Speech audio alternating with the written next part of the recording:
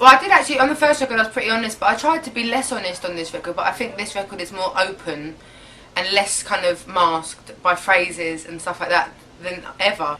Just because I find like, I don't know, like on my first record, like Chasing Pain, I always tried to like disguise like the true depth of my devastation by like something kind of humorous or like something that wasn't real, like a title or whatever.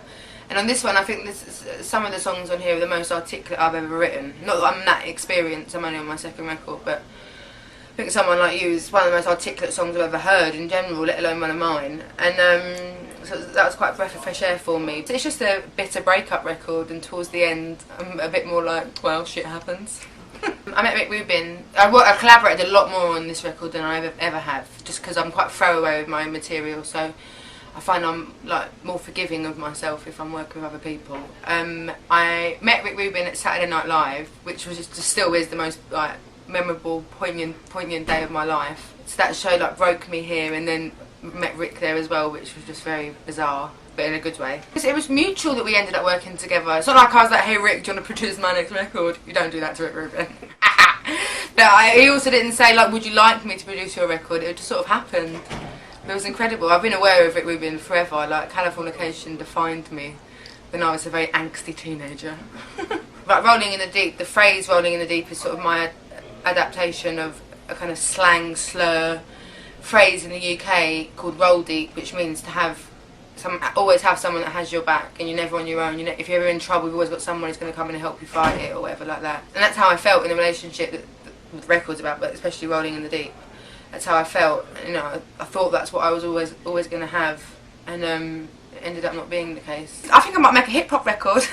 Because all I'm listening to is Nicki Minaj and Kanye West and Drake and stuff like that. No, I doubt I'll make a hip hop record, but I don't think I've got the swagger to get away with it. Not with this accent anyway. It'd be annoying. It'd be like a kind of sketch show if I did it. Well, I start my tour in March in Europe, April in the UK, and then I come here in May. I mean, it's not going to be anything like stage-wise spectacular. It's not going to be like the Monster Ball or anything. I'm just going to sing the songs. I like to try and make people feel like they're not at a gig. Do you know what I mean? I like them to feel like it could just be that, like their mate around their house.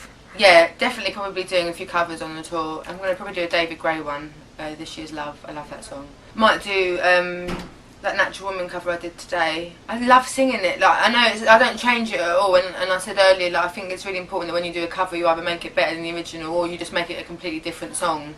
And I didn't do that with Natural Woman, but I get this feeling when I sing that song that I've never get when I'm singing any other songs, like other covers or my own songs or nothing. So I'm like, it just cheers me right up. I love it. So maybe I'll do that, but just sporadically. And then I might do a Beatles cover, Blackbird, I think, because my piano player plays it all the time in soundcheck, and it's a beautiful song, and it's making me very patriotic, you know, being Omaha, singing a Beatles song.